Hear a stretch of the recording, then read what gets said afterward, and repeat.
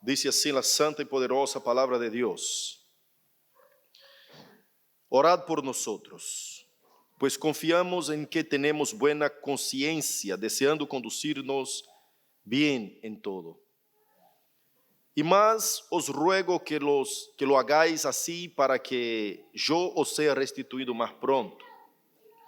Y el Dios de paz, que resucitó de los muertos a nuestro Señor Jesucristo, el gran pastor de las ovejas, por la sangre del pacto eterno, os haga aptos en toda obra buena, para que hagáis su voluntad, haciendo Él en vosotros lo que es agradable delante de Dios, delante de Él, por Jesucristo, al cual sea la gloria por los siglos de los siglos. Amén.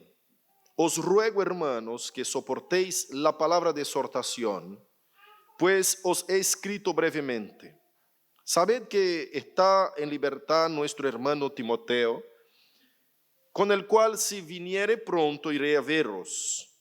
Saludad a todos vuestros pastores y a todos los santos, los de Italia os saludan. La gracia sea con todos vosotros. Amén. Oremos. Querido Dios, te alabamos por la lectura de tu santa palabra. Somos agradecidos, Señor, porque tú nos has dado la oportunidad de aprenderla, de tenerla en nuestro idioma, por sacrificio de hombres que antes de nosotros sufrieron por amor al Evangelio y hasta mismo murieron como mártires. Gracias, Señor, por hablarnos en esta mañana a través de tu poderosa palabra. Ministra nuestros corazones, transforme nuestro ser, ayúdanos. Haz con que soportemos las palabras de exhortaciones. Bendice cada uno de tus hijos que están presentes en esta mañana. Aquel que ha entrado acá medio triste, Señor, que salga transformado, salga contento, salga alegre, Señor, gozoso en ti. Aquel que ha entrado, Señor, quizás despreocupado con sus pecados y su condición, salga de acá triste. Salga, Señor, pensativo. Salga con deseo de cambiar, triste con su condición de vida y con ganas de transformarse, Señor, en ti. Aquel, Señor, que ha entrado desesperanzoso, quizás, Señor, sin ganas de vivir, dele vida, Señor.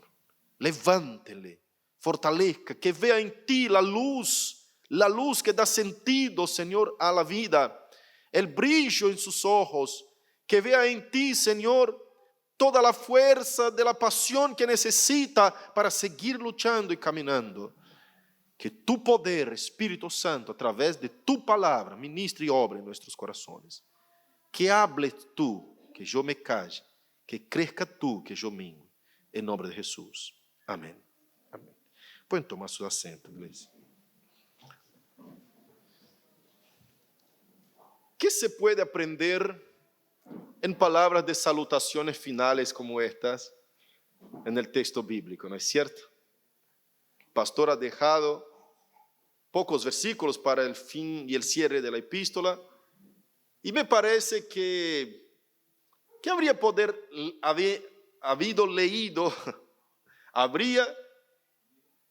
leído, ¿no? ¿Cómo?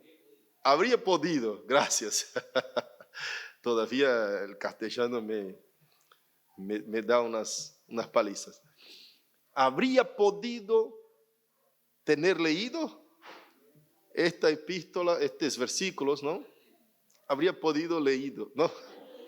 Haber leído. Son muchas palabras. Gloria a Dios. Bueno, yo podría haber leído. Listo. Cambiamos los estados, ¿no? Estos versículos en la prédica anterior, ¿no es cierto? Y ahí había juntado todo en una sola exposición, pero son asuntos que merecen nuestra atención y se iba a extender demasiado más de lo que ya se extendió la prédica pasada. O habríamos podido haber pasado por alto, ¿no es cierto? Porque a veces leemos algunos textos bíblicos y las partecitas que nos llaman la atención, lo que nos interesa, en estas nos paramos, nos fijamos, pero algunas saltamos y pasamos por encima y pasamos por alto sin tener entendido, sin haber entendido tanto la escritura. Pero dejé esos versículos a propósito para entendermos qué se puede comprender en estas salutaciones finales que parece ser tan pobres de enseñanza, tan cortas de palabras, tan rápidas en despedirse, algo tan que no trae un conjunto completo de enseñanzas, porque el autor empieza a decir, orad por nosotros. Es como están despediéndose en la epístola, ¿no es cierto? Son palabras finales. Y dice, ora por nosotros. Después dice, el Dios de paz también que los conceda, que resucitó a Jesús de los muertos, les conceda también a ustedes no solo las ganas, sino que también toda la fuerza para que ustedes sean aptos para hacer la buena obra, hacer su voluntad. ¿Y por qué he dejado eso para cerrarnos con esto? Porque en estos textos, en estos versículos, podemos sacar por lo menos, hay muchas otras, pero por lo menos 2 lecciones fundamentales. La primera es que el autor nos está enseñando el poder de la oración. Está demostrando a través de estas pocas palabras que la oración es creíble por los apóstoles. Ellos creían en la oración de tal manera que dice, orad por nosotros. Cuando un pastor dice, hermanos, oren por su pastor, como yo repetidamente les digo, ore por nosotros. Y vemos Colosenses, Tesalonicenses, Filipenses, Corintios, Romanos, Pablo siempre se despide diciendo, orad por nosotros, orad por nosotros. ¿No es cierto? Porque los apóstoles dan un mensaje impresionante acá. Lo que parece que muchos ya se olvidaron en la iglesia actual, en la iglesia moderna, el poder de la oración. Nos dice con estas pocas palabras que ellos creen en la oración. ¿Y por qué deben orar por mí? Primero él pone un argumento, y el argumento que él pone es como diciendo, somos dignos de la oración de ustedes. ¿Por qué somos dignos? Y sigue diciendo en el versículo mismo 18, diciendo así, pues confiamos en que tenemos buena conciencia, deseando conducirnos bien en todo. Merecemos, creo que somos merecedores de la oración de la iglesia. Eso es lo que está diciendo. Porque de acuerdo a lo que se expuse acerca de quién es un pastor verdadero, en el versículo justamente anterior que dice, obedeced a vuestros pastores y sujetaos a ellos. Y en el versículo que nosotros pusimos, que es el versículo 7, acordaos de vuestros pastores que os hablaron la palabra de Dios. Y ahí dice, considerad cuál haya sido el resultado de su conducta e imitad su fe. Y yo puse para la iglesia exponiendo qué es un pastor verdadero, que es un pastor que se conduce en la voluntad de Dios. Y cuando él pide la oración de la iglesia está diciendo, yo creo que hemos conducido de acuerdo a unos pastores verdaderos. En ese sentido está diciendo, somos dignos de la oración de la iglesia porque hemos hecho lo que Dios nos ha mandado hacer y hemos conducidonos de acuerdo a la voluntad del Señor. Ese es un primer mensaje, porque primeramente en el versículo 18 y 19, si usted mira, él está pidiendo oración y creyendo en el poder de la oración cuando dice, para que seamos restituidos a ustedes más pronto. Qué cosa fantástica. Primero dice, si ustedes no oran, yo voy a ser restituido de acuerdo a la voluntad de Dios, pero a su tiempo. Ahora, si ustedes, iglesia, oran, yo seré restituido conforme a la voluntad de Dios más pronto. Voy a entrar en ese tema, pero quiero presentar el otro asunto, que acá podríamos tener 1 hora de prédica únicamente en este punto, que es versículo 20 y 21, que dice así, y el Dios de paz que resucitó de los muertos a nuestro Señor Jesucristo, el gran pastor de las ovejas, por la sangre del pacto eterno, acá ya hay una prédica, pero bueno, quiero mostrar otra cosita más, porque él sigue, es como el versículo 20, está enchufado en el versículo 21, el mismo contexto, dice, os hagáis aptos para toda buena obra, para que hagáis su voluntad, siendo Él en vosotros lo que es agradable delante de Él por Jesucristo, al cual sea la gloria por los siglos de los siglos. Amén. Estos dos versículos está hablando de la soberanía de Dios. Acá hay asunto para un día de enseñanza. La soberanía de Dios, ¿en qué sentido? Está diciendo, el Señor, el Dios de paz, el Dios Padre, dé a vosotros y los haga aptos para toda buena obra. ¿Qué significa eso, pastor? Que yo no puedo hacerme apto solo. Yo soy dependiente. Entonces, en otro asunto que quiero mostrar en estos pocos versículos, que es profundo. Es como decir, la soberanía de Dios frente a mi dependencia. Yo dependo totalmente de Él para que haga su obra, para que haga su voluntad, para ser apto para servirle. Y su soberanía gobierna sobre estos quereres, ¿no? No sé cómo se expresa eso, estas ganas que tenemos. El hecho de levantar por la mañana, doblar la rodilla y decir, hoy yo quiero tengo ganas de llegar a la presencia de Dios, quiero hacer una oración de contrición privada, particular, mía con mi Señor. Estas ganas te la pone el mismo Dios. Entonces cuando dice, aptos en toda buena obra, para que hagáis su voluntad, haciendo Él en vosotros lo que es agradable. Entonces, Él hace en vosotros lo que es agradable. Él hace en vosotros que cumpla su voluntad. Él hace en vosotros que ustedes estén aptos para su buena obra. Entonces, nadie puede jactarse de que, bueno, yo soy un tipo que regalo bendiciones a la gente, yo ofrendo a la gente, yo le doy una canasta alimentaria, yo soy un tipo bueno. No. El verdadero creyente entiende que hasta las ganas de hacerlo, la fuerza de hacerlo, la salud de hacerlo, es dada por Dios mismo. ¿Qué estamos viendo acá? Vemos en los dos primeros versículos el escritor pidiendo a su audiencia, a sus lectores, oración. En los otros dos versículos 20 y 21, él orando por sus lectores. Entonces, Dios usa acá el apóstol para enseñarnos que la oración la necesitamos y que también debemos orar por los demás. Y la oración de él es cortita, son esos dos versículos nomás. Esos dos versículos. Es una oración cortita, pero muy profunda. Es una oración que declara la plena y total dependencia de nosotros a Dios que todo lo puede. La palabra del Señor siempre nos ha enseñado en varios versículos y en uno en específico que somos totalmente dependientes de Dios. No podemos siquiera en el mismo libro de Santiago que Marcelo ha leído esta mañana, capítulo 3 dice, no digamos hermano, mañana vamos a un determinado lugar y hacemos el negocio y tenemos ganancia y negociamos y volveremos. No diga de esa forma, porque usted no sabe ni maneja las circunstancias, no sabe ni siquiera si va a estar despierto el día de mañana. Que diga, mañana si Dios quiere, no solo tendremos vida, viviremos, despertaremos con vida, sino que iremos y hacemos negocio. Si Dios quiere, Dios mediante.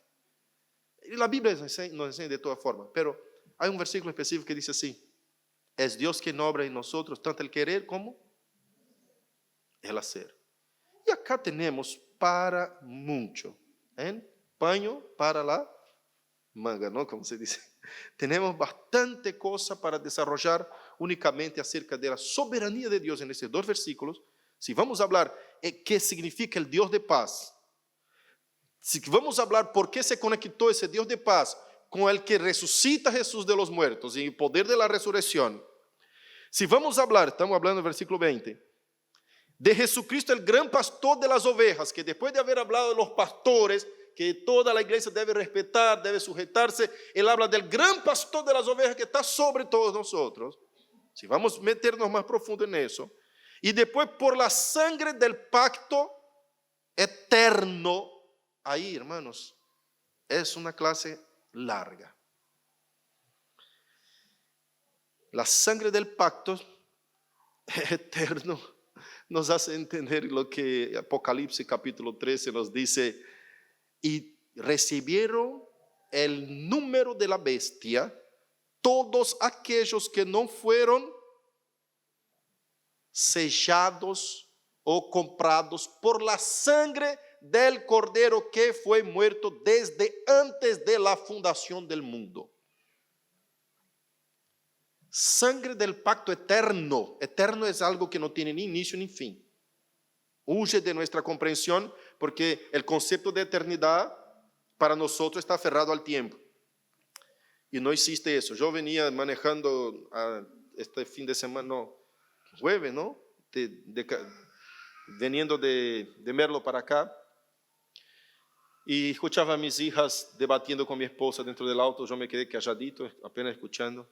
Ya diciendo, ¿Dios es viejo o es nuevo? Las chicas preguntando. No, Dios es viejo. Debe tener barba blanca. Y ahí otras decían, no, Dios es nuevo. Dios se renueva cada tiempo, a cada tanto, a cada rato. No tiene como ser un viejo. Y otros decían, no, pero es viejo porque Apocalipsis dice, y él tiene sus pelos como blancos como la nieve, ¿no? Y bueno, un debate, ¿no es cierto? Sí, parece una cosita de nada, pero si yo te pregunto, ¿Dios es viejo o nuevo? Va a tener un tema teológico para debatir.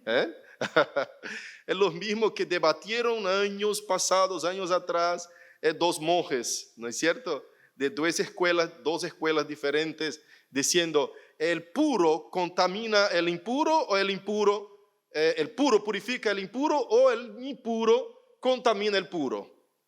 Y ahí el debate corrió alrededor de algo diciendo, tiene la agua bendecida. ¿Sabe la iglesia católica que usa el agua bendecida? ¿Esta?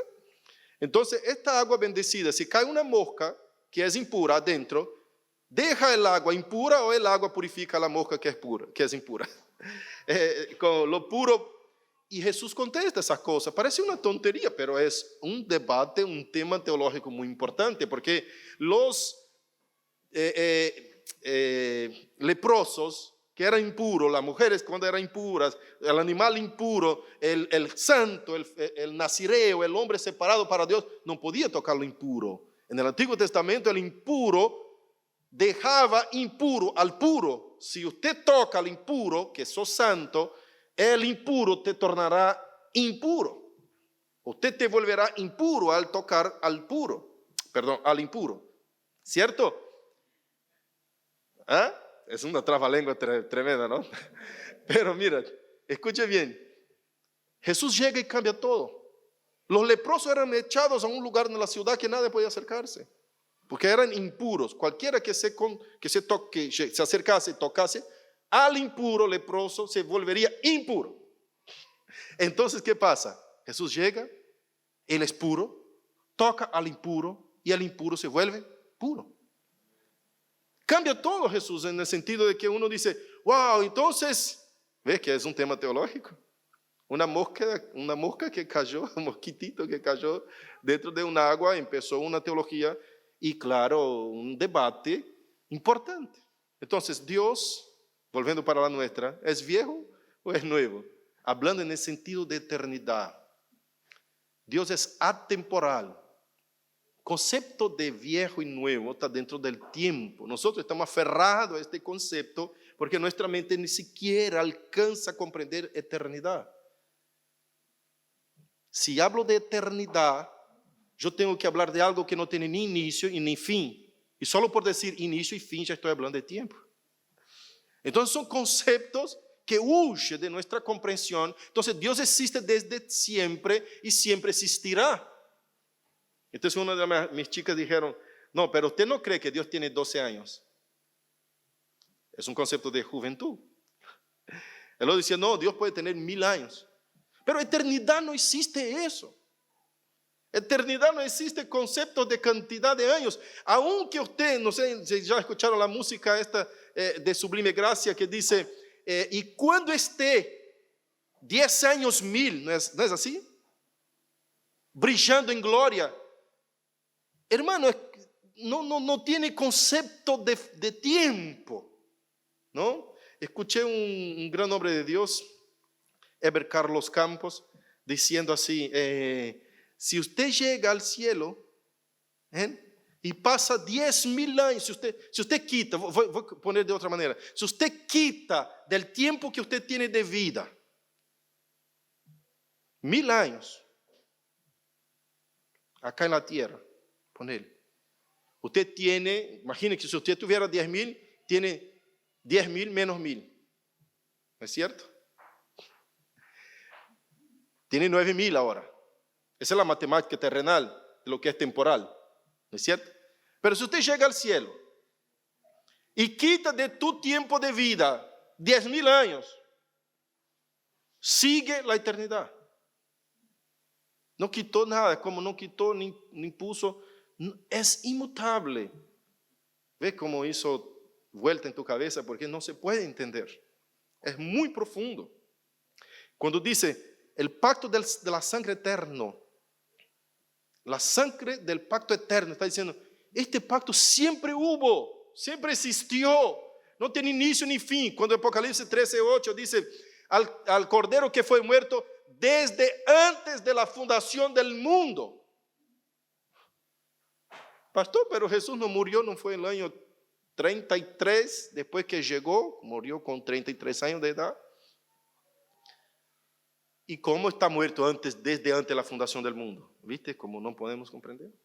Parece que dentro, hay dos cosas acá que son importantes comprendernos para lo mínimo sacar esta duda, ¿no? Una cosa es Cristo hombre. Es como decir el Cristo encarnado. Cuando Él se hizo carne, ahí entra dentro de lo que es temporalidad. Él se hizo carne en una fecha y Él se volvió espíritu, ¿no? Resucitado en otra fecha. Ahí tenemos un lapso temporal. Pero cuando Él se volvió Dios, cuando Él se volvió eterno, cuando Él existió, eso es desde siempre. Desde siempre. Entonces pensamos, pero si Jesús vino, murió por nosotros, y después de la muerte de Cristo, todos aquellos que aceptan a Jesucristo pueden ser salvados únicamente después de la muerte de Cristo. Entonces todos los del Antiguo Testamento fueron al infierno, si no entendemos el concepto de temporalidad y de eternidad. Entonces lo que está en Apocalipsis 13:8 no podemos entender, muerto desde antes de la fundación del mundo. Escuchen, todos del Antiguo Testamento fueron salvados no por obras, sino que por fe en el Mesías que estaba por venir, por ser manifestado en carne, pero ya existía, ya la sangre de Él ya estaba derramada, ya el sacrificio había sido hecho, ya, pero todavía no llegó el momento de su cumplimiento. Entonces, Abraham creyó, y eso le fue imputado, como leyó Marcelo en Santiago 2, por justicia, y se hizo amigo de Dios, porque él creyó antes de ver. ¿Se acuerdan del capítulo 10 y 11 que nosotros expusimos? Muchos caminaron sin recibir lo prometido, creyendo en el Mesías, y murieron sin verlo.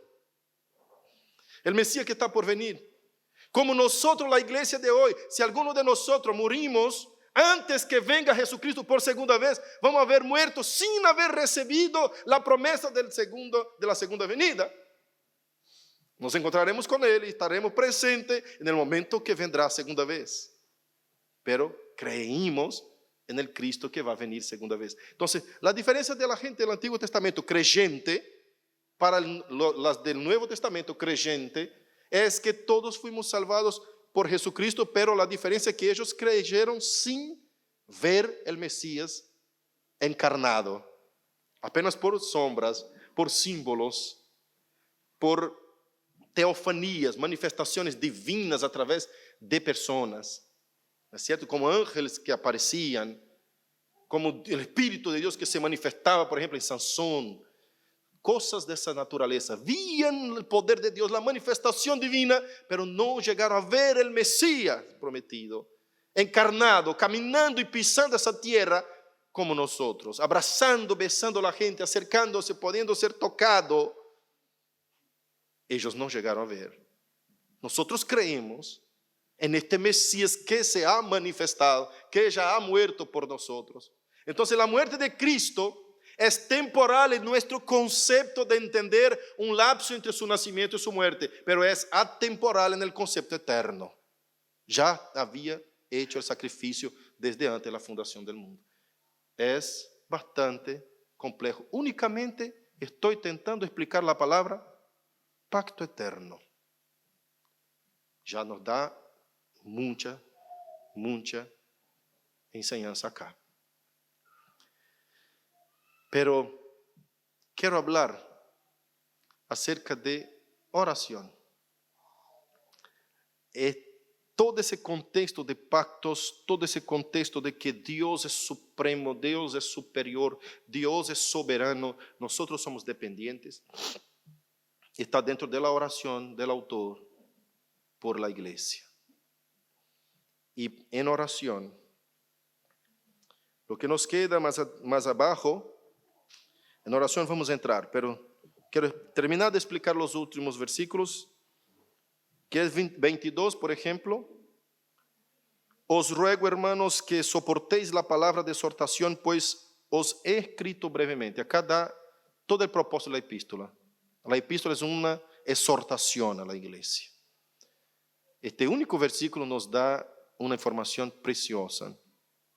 Versículo 23 dice: sabed que está en libertad nuestro hermano Timoteo, con el cual, si viniere pronto, iré a veros. Acá da para entender que no estaba preso el autor, porque quien estaba preso era Timoteo, y cuando Timoteo fue liberado, está diciendo: si viene pronto Timoteo a mi casa o lugar en donde estoy, voy a visitar a ustedes. Entonces, se entiende que el autor no estaba en la cárcel en ese momento que escribió la epístola. Un versículo importante, parece que no es nada, pero enseña mucho. 24.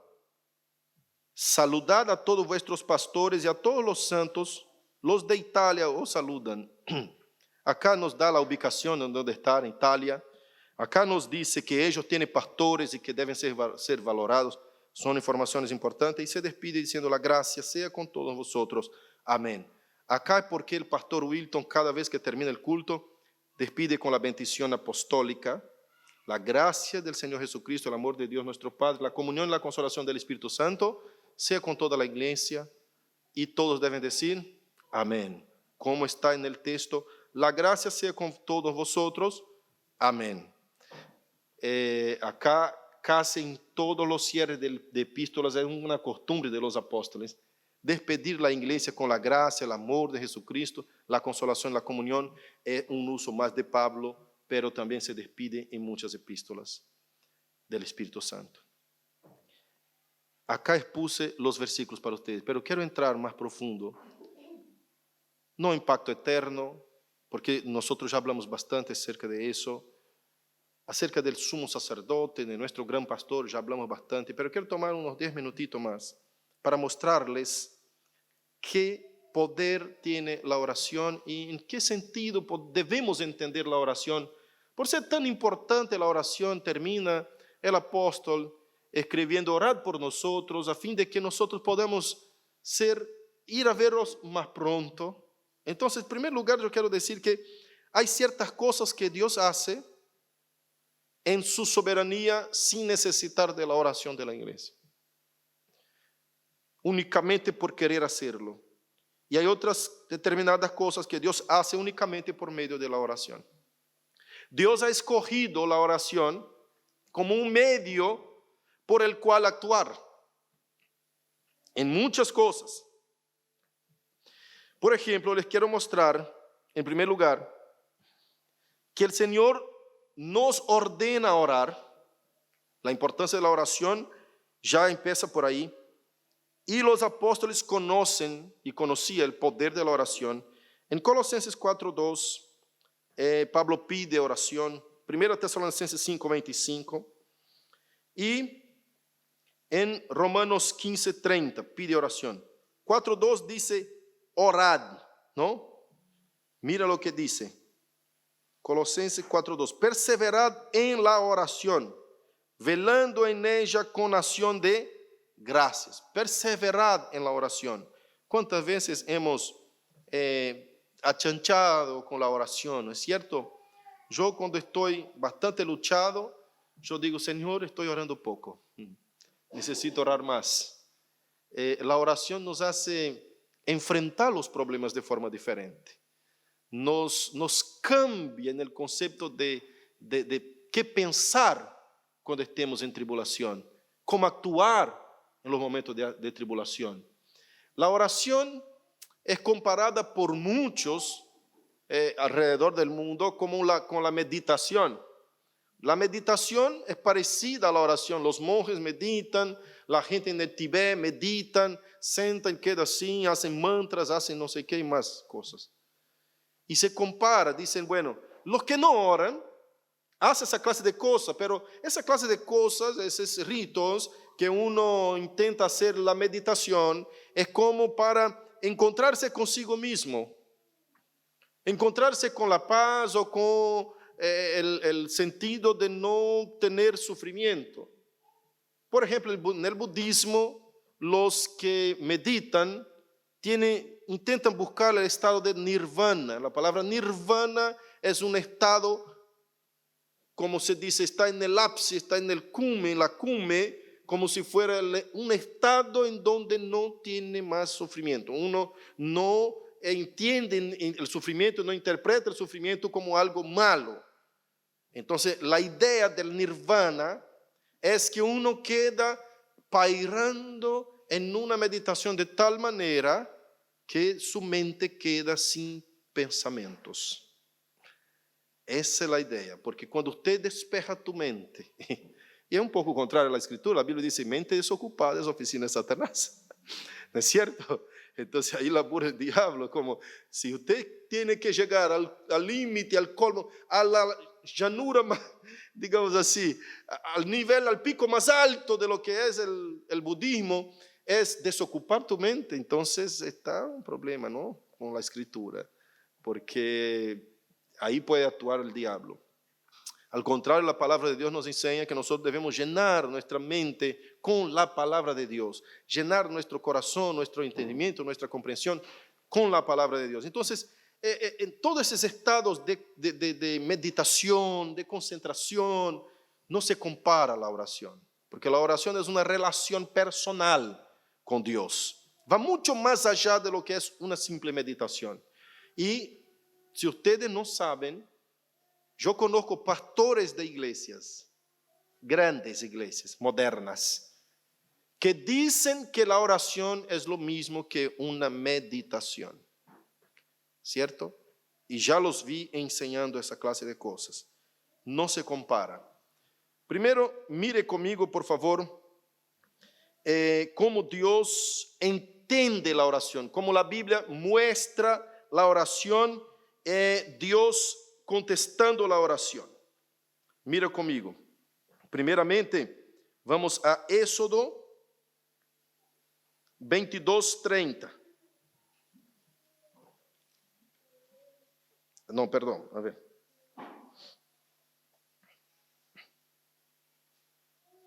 Éxodo 2:23, perdón. Éxodo 2:23. ¿Qué significa la oración y por qué es superior a cualquier clase de meditación? Éxodo 2:23 dice así: aconteció que después de muchos días murió el rey de Egipto, y los hijos de Israel gemían a causa de la servidumbre y clamaron, y subió a Dios el clamor de ellos con motivo de su servidumbre. Y oyó Dios, escuche eso, el gemido de ellos. Y se acordó de su pacto con Abraham, Isaac y Jacob. Y miró Dios a los hijos de Israel y los reconoció Dios. Si usted sigue leyendo, hay más adelante en capítulo 3, versículo 7 y 9, vamos a dar una miradita, versículos 7 y 9, dice así: dijo luego Jehová, bien he visto la aflicción de mi pueblo que está en Egipto, y he oído su clamor a causa de sus exactores, pues he conocido sus angustias, y he descendido para librarlos de mano de los egipcios, y sacarlos de aquella tierra a una tierra buena y ancha, a una tierra que fluye leche y miel, a los lugares del cananeo, del eteo, del amorreo, del fereceo, del heveo, del jebuseo. Escucha eso. Dios dice: descenderé, he descendido. Escuché la oración, la aflicción de mi pueblo y he descendido. La oración hace con que Dios cambie las cosas. La oración cambia las cosas. La oración es un medio por el cual Dios quiere actuar. Y cuando Dios no quiere actuar, Dios dice para que no ore. Cuando Dios quiere actuar a través de la oración, Él busca a quien está orando. Mire conmigo Ezequiel, por ejemplo, 22:30. Ezequiel 22:30. Mira lo que dice. Y busqué entre ellos un hombre que hiciese vallado y que se pusiese en la brecha delante de mí a favor de la tierra, para que yo no la destruyese, y no lo hallé. Por tanto, derramé sobre ellos mi ira. Dios buscó una persona que estuviera orando en favor de esta ciudad, de este pueblo, y no encontró nadie. Mira qué interesante eso. Dios dice: ¿hay algún clamor en favor de esa gente? Sepa, iglesia, que cuando usted esté orando, Dios toma tus oraciones como incenso suave, el humo del incenso suave. Los ángeles lo agarran y se lo llevan hacia el cielo. ¿Usted sabía que esto está escrito en la Biblia? Abra Apocalipsis, por favor. Ya va a entender eso. Apocalipsis, capítulo 8, versículo 4. Mira lo que nos revela ahí. Dice así: y de la mano del ángel subió a la presencia de Dios el humo del incienso con las oraciones ¿de quién? De los santos.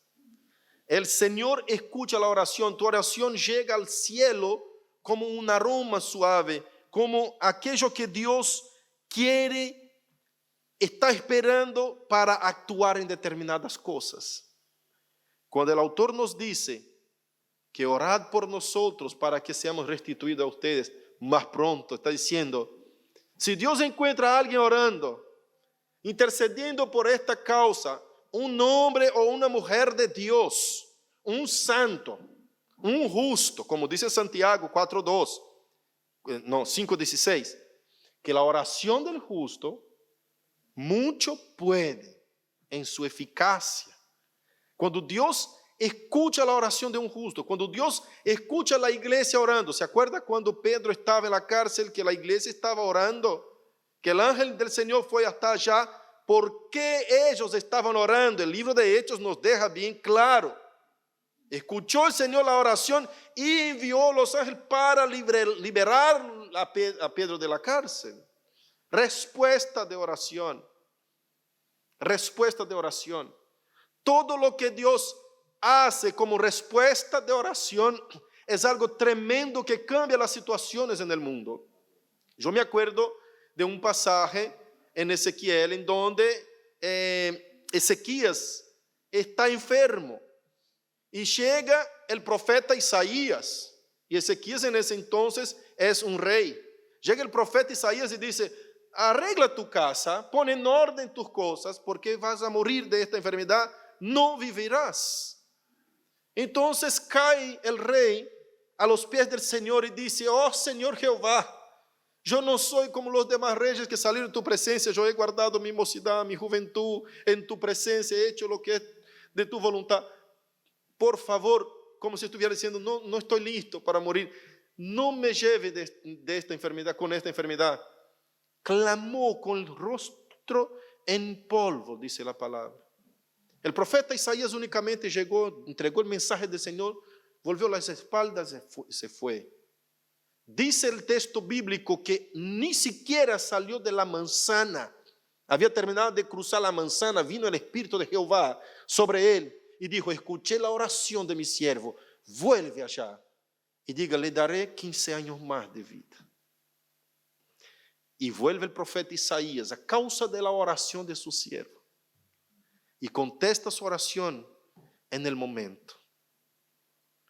Dios hace cosas tremendas a través de la oración. Si pudiéramos entender esto, si pudiéramos creer, como el autor acá al fin de la epístola dice, ore por nosotros, y termina siendo una oración preciosa. Esta fe, esta creencia de entender el poder de la oración nos falta muchas veces en el pueblo de Dios, en la iglesia. A veces pedimos oración así por perderlo nomás, parece que ni siquiera lo creemos más. Hermano, oren por este que está, hermano, ore eso. Y parece que quedó tan común, tan natural, ¿no es cierto? Que ya no es aquella fe de decir, si la iglesia ora, ya está, el Señor va a actuar. Hay cosas que Dios decide por su soberanía, como dice en el inicio. A veces decimos, oremos por el hermano fulano que está enfermo. Y si Dios lo quiere llevar, va a cumplir su voluntad a pesar de la oración. ¿Me explico? Pero casi siempre las cosas que la iglesia pide en oración, porque la iglesia tiene que saber pedir en oración, Dios contesta. Una iglesia que vive en santificación, que lleva en serio su palabra, sabe cómo orar. Y es lo que vamos a mostrar en un ratito. Pero antes, quiero mostrar uno y dos textos más de oraciones contestadas, respondidas, cómo Dios ha actuado de forma tremenda. En Lucas 1:13 está el pasaje, les voy a contar por ahí, vayan abriendo, de Zacarías y de Elizabeth. Son los papás de Juan Bautista, ¿cierto? Y ahí viene el ángel del Señor y dice, tu oración fue oída, por esto vine. ¿Se acuerda de Daniel?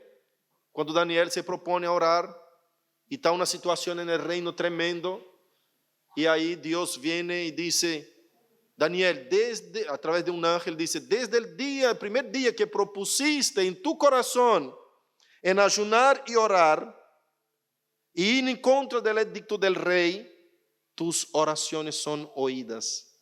Y por causa de ellas, así está escrito, yo vine. Es tremendo.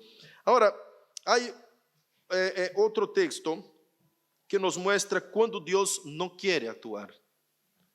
Entonces no deja a sus santos, su iglesia orando en vano. Mira por favor el texto en donde está Jeremías 7:16 y también Jeremías 11:14.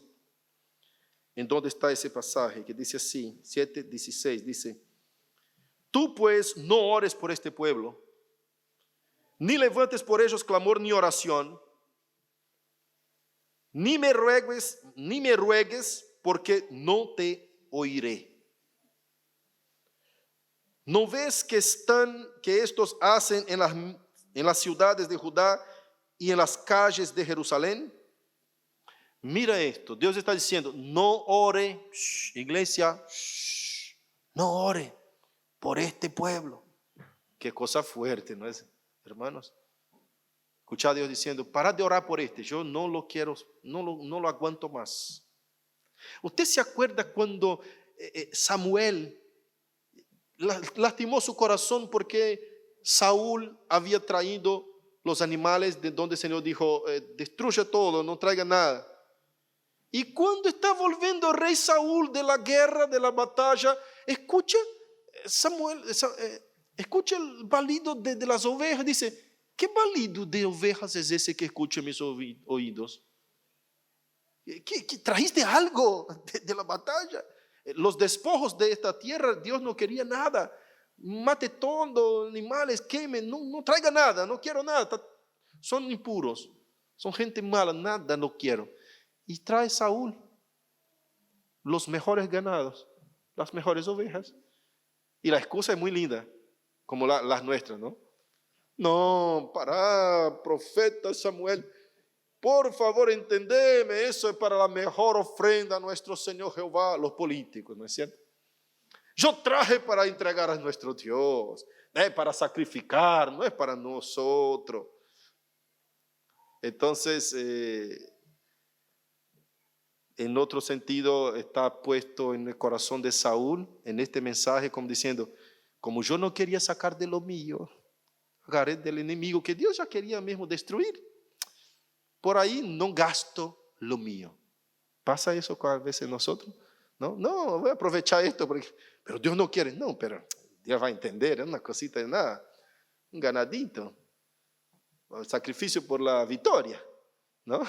Una ofrenda, Señor, porque no quería sacar de la tuya, ¿no? Ahí trajiste, ¿eh? Entonces eso entristeció el corazón del profeta Samuel y empezó a clamar, Señor, ¿qué pasó con Saúl? Y oraba por Saúl. Orava porque foi aquele homem que Deus lo mandou ungir a um jovencito. E se acordava de toda a pantagem. Imagine o profeta que ordenou um ministro e disse, no, me acuerdo de toda su história de vida, como o Senhor me mandou levar a botella de aceite e derramar sobre sua cabeça. Quando cheguei, tipo mais lindo de Israel, hermoso, pelirrojo, era príncipe de Dios. Y se acordó, se hizo toda la pantalla y el corazón quedó clamando por Saúl. Dios, por favor. Y el Señor llega a un dado momento y dice, Samuel, no clame más por Saúl. No ha visto que yo lo he rechazado, no lo quiero más. Anda a parar de orar por él. Cuando Dios no quiere actuar, Él nos avisa para parar de orar. Viste que a veces uno dice, pide oración. Pide oración por esto, pide por aquello y a veces el corazón dice, no sé, quizás esa cosa no es lo mejor para esta persona. No, una hermana, una vecina mía, no voy a poner nombre para que, y ni ubicación para que ustedes no sepan quién es, me pedía oración, pastor, ore para que yo tenga un hijo. Yo digo, sí, vamos, voy a orar. Pero ¿sos casada? No, nosotros estamos viviendo ahí nomás. Pero es mi sueño tener un hijo. ¿Y cómo anda? ¿No te parece bueno que ustedes se casen de acuerdo a la voluntad del Señor? No, eso es de última. Eso no importa. Yo digo, wow, Señor, ¿cómo voy a orar por una situación por ahí este hijo va a ser de más problema? Imagine, recién no tiene ni siquiera el compromiso de decir, yo quiero casarme contigo y compromiso de por vida. Vamos a tener nuestra familia, nuestros hijos, maravilloso. Y uno no está ni siquiera decidido con respecto a eso. Viene una criatura, se separan, es un lío, un problema. Yo digo, Señor, no estoy sintiendo de orar por esto. Perdóname, pero yo no estoy sintiendo de orar por esto. Entonces, el Señor a veces pone esas cosas en nuestro corazón. ¿Viste? No ores. No ores por este pueblo, no lo quiero perdonar. Como dijo acá, en texto bíblico. Dios actúa a través de la oración. Él pone en el corazón de la iglesia la oración. Él saca a veces las cosas que Él quiere actuar de forma diferente de un pedido de oración. Y yo me acuerdo que mi tío estaba enfermo con COVID, pero grabó un audio para nosotros, escuchábamos su voz, no puedo respirar. Así estaba, no podía hablar. Aquello, yo dije, Señor, el hombre, y los médicos, el laudo médico me pasó mi tía, la hermana de él, dijo, los médicos están esperando la decisión de la familia para desligar los aparatos, porque ya no puede hacer nada. Dice,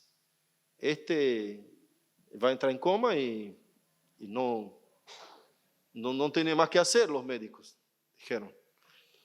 Entonces, en el momento que recibí el mensaje, yo estaba en mi cama, bajé la rodilla en el piso, llamé a mi familia, Sara, Giovanna, Josie, Wilty, hasta Wilty dobló la rodillita y estaba orando.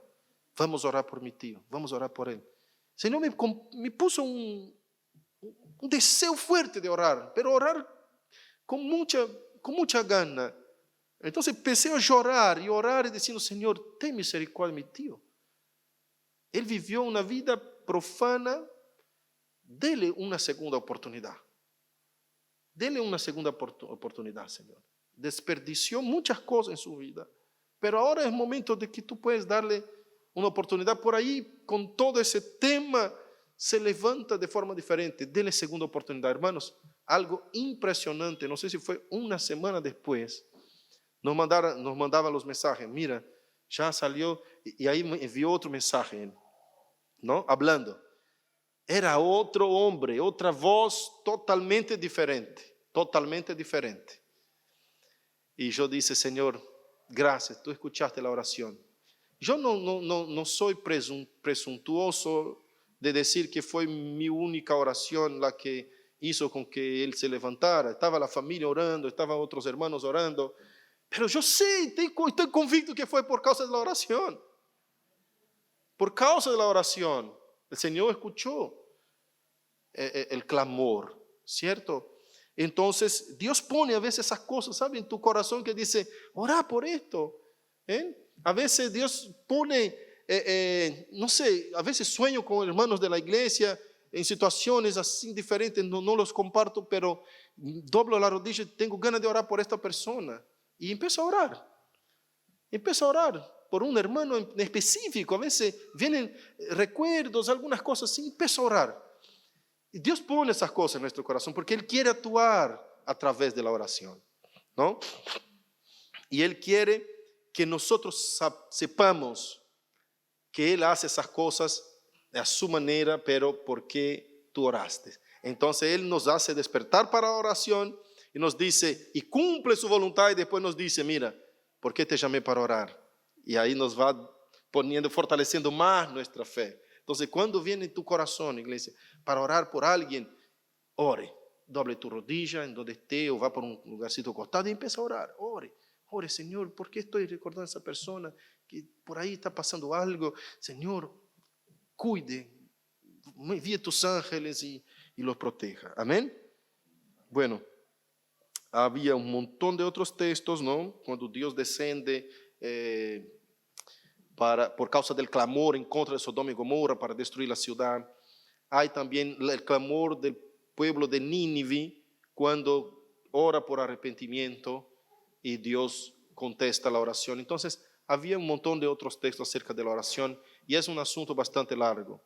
Pero yo voy a dejar por ahora por aquí y vamos hablando un poco más acerca de oración. Esas son herramientas para que usted pueda meditar en la palabra de Dios, tomar esos textos bíblicos y otros más, si quieren después les paso por el grupo, y entregar tu vida en oración. Crea en la oración que Dios hace muchas cosas a través de ella.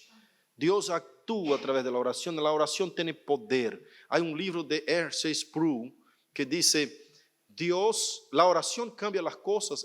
Es hermoso el librito, es un libretito chiquito. La oración cambia las cosas. Dice, si la oración, hay una frase de la iglesia moderna que dice, la fe mueve la mano de Dios, ¿no es cierto? Tenga fe porque la fe mueve la mano de Dios. Si la fe moviera la mano de Dios, Dios era manco. Dios no haría nada porque la fe tiene muy poquita. Entonces Dios no haría nada. No es que la fe mueve la mano de Dios. Y Sproul contesta eso en su libro. Él dice, no es que la oración mueve la mano de Dios. No, la oración cambia las cosas. ¿Cómo explicar eso? Él dice, yo no sé cómo explicar, pero la Biblia dice que Dios actúa a través de la oración. Hace mucho yo leí ese librito, era un librito que tenía ahí, dentro del baño todavía, allá en San Isidro, no sé si te acordás, Marcia, que entraba. ¿No es cierto? Acostumbro poner unos libritos, una Biblia cerca del inodoro, ahí uno esté leyendo, haciendo lo que interesa, lo que realmente importa en ese momento. Entonces, bueno, leía, y hace mucho que leí ese libro, pero es fantástico para que la iglesia pueda ser edificada y conocer un poquito más. La oración sí cambia las cosas, hace cambios importantes en circunstancias y en situaciones que nosotros no podemos llegar. No seamos irresponsables en no actuar donde Dios nos manda actuar, sino que orar en donde no alcanzamos. Entonces hay gente que dice, no, yo voy a orar y Dios va a hacer. ¿Qué va a hacer Dios? ¿Remover la piedra? No, Dios no va a remover la piedra, porque tú puedes remover la piedra. ¿Se acuerda de la resurrección de Lázaro? Cuando Jesús dice, remueva la piedra. Él podía hacer un golpe de mágica, la piedra, ¿no es cierto? Dijo a los discípulos, remueve la piedra, porque ustedes tienen fuerza, son varones, yo les di inteligencia, sabiduría, fuerza, salud para remover la piedra. Ahora, resucitar a Lázaro, ¿ustedes pueden? No, allá tuyo. Lázaro, ven para afuera, ¿no es cierto? Entonces, no seamos responsables pensando, yo voy a orar y no voy a hacer nada. No, no, lo que Dios te dijo para hacer, haga. Ahora, lo que usted no puede hacer, ore. Amén. Ore como si todo dependiera de Dios y actúe como si todo dependiera de usted. Amén. Es así, con todo, va con todo. ¿Por qué, pastor? Porque cuando estoy con la fuerza y la gana de actuar, es el Espíritu Santo que me está infundiendo, que me está poniendo esto para hacer. Entonces, hazlo, ¿no?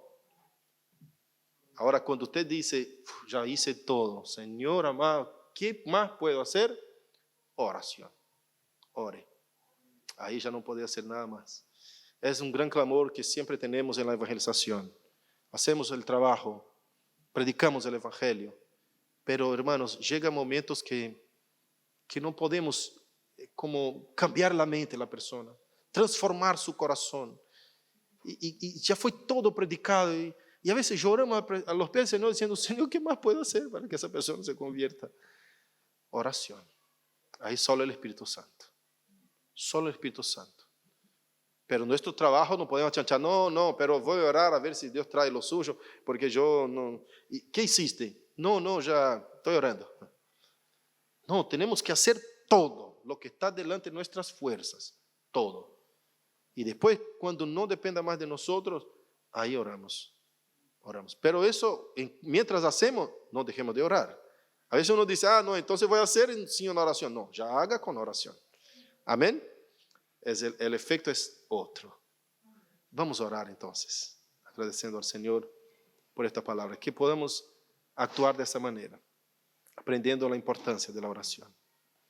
Dios querido, te suplicamos por tu misericordia, tu favor, tu amor, tu bondad. Ayúdanos, oh Dios. Ayúdanos a entender el poder de la oración, a entender la importancia de la oración para nuestra vida, Señor.